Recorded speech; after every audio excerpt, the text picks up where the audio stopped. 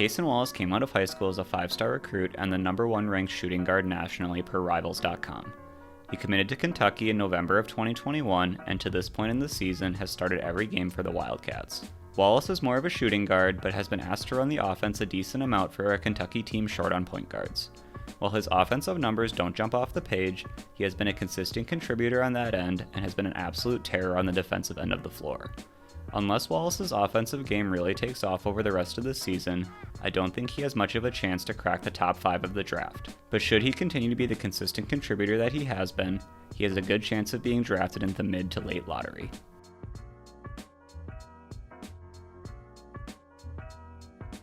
The first strength for Wallace is outside shooting. Through 13 games this season, Wallace is shooting a scorching 48% from 3 on just under 5 attempts per game. To this point in the season, he's actually taken more 3-point shots than 2-point shots, and for good reason. Wallace might not be the most dynamic shooter, but if he is open from beyond the arc, there's a good chance he's paying it off. In addition to just the numbers, Wallace has a very aesthetically pleasing jump shot. He's well balanced on his shots and doesn't have a lot of wasted motion. If nothing else, Wallace should be an effective floor spacer on the offensive end at the NBA level. The next, and in my opinion biggest strength for Wallace is his defense. Wallace is an absolute menace on the defensive end. The first reason being is that he is incredibly active on that end of the floor. This shows up in the stat sheet in the form of steals. Wallace is averaging 2.5 steals per game through 13 games, good enough for 16th in the country overall. This includes one game where Wallace swiped 8 steals against Michigan State early in the season. Wallace has great anticipation and uses his athleticism and length well to get into passing lanes. And he also makes dribbling and driving difficult for perimeter players. But beyond just the steals, he's just a headache for perimeter players as a defender. He's hard to shake and just always seems to be between the offensive player and the basket. He's not quite big enough to truly hold down larger players in the post, but he sure looks like he should be a very solid point of attack defender in the NBA.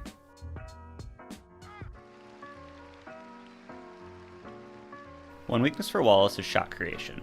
Wallace has shown the ability to knock down shots from long range and can make some really athletic plays around the basket with his 6'6" wingspan and 42-inch vertical.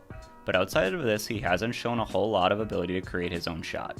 Wallace just isn't the type of guy right now that you can throw the ball to and expect him to create something out of nothing on the offensive end.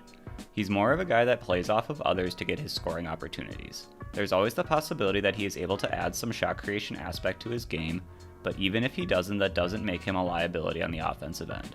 He still looks like he should be able to function as a floor spacer and probably have some big scoring games, but I don't think he'll be a primary scoring option for a team anytime soon. Another weakness for Wallace is free throws. Wallace's free throw issues fall into 2 buckets. One, he's not very good at getting to the line. To this point in the season, Wallace is averaging less than 2 free throws per game, including 6 games where he shot 0 free throws. Part of this has to do with the fact that Wallace takes a lot of threes and doesn't attack the basket as much compared to other players. But with his size and athleticism, you would like to see him getting to the line a bit more often. The other issue is actually making the free throws when he gets there.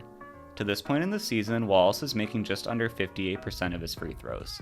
This is simply bad efficiency from the line and is a bit confounding considering his ability as a shooter. To be fair, he's only taken 26 free throws all season. He could easily go on a 10 for 10 streak and all of a sudden he's at 69%, which would be pretty nice.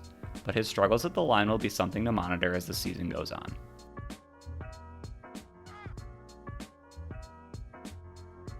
This first clip displays Wallace's ability as a shooter. The play begins with Wallace handling at the top of the arc and passing it to his teammate just inside the arc. Wallace then comes up to get the handoff and set up the screen. He then quickly sets up and knocks down the 3. This is a fairly simple play that teams will run for shooters when they need a quick bucket or to stop a run. If Wallace can continue to knock down this type of shot in the NBA, he'll find plenty of opportunities on offense. This next clip shows off some of Wallace's defensive prowess. The play begins with the ball getting kicked out to Wallace's man in the corner. He closes out and forces the offensive player to drive along the baseline. When the offensive player tries to Euro step back inside, Wallace just swipes the ball away. The activity, as well as the defensive IQ he displayed on this play, should make him a good fit for an NBA defense. This final clip gives us a look at how Wallace can struggle with shot creation. The play starts with Wallace handling at the top of the arc. He moves quickly to his right, but his defender is able to stay in front of him and force him back the other way. The defender then squares up Wallace again as he picks up his dribble, keeping him well away from the basket. Wallace is then forced to throw up a tough shot from around the free throw line, which he misses. Wallace can be a good offensive player at the NBA level, but he doesn't look like a guy that can create his own shot very well at this time.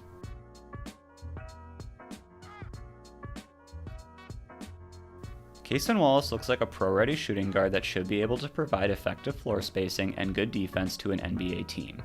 He has shown some ability as a playmaker as well, but this seems to be a developing part of his game at this time. I think if Kentucky had more viable options at point guard, he likely would play off the ball more than he currently is. As far as his outlook in the NBA, I think Wallace will be a good player that can contribute effectively on both ends of the floor, but I'm not sure if he has the star upside. The lack of shot creation ability and good but not great playmaking just makes me think there's a bit too much that he has to work on to reach the level of a star. That being said, if his shooting and defense keeps him on the floor regularly, it's possible that he adds more to his game with experience, and that could change how high his ceiling can be. My NBA comp for Cason Wallace is Jrue Holiday. Holiday is a bit bigger than Wallace, but both are tenacious defenders that can score some points, but are at their best playing off of others on the offensive end. Jrue is a one-time All-Star and has made the NBA All-Defensive Team 4 times. I think this is what Wallace could be at his best.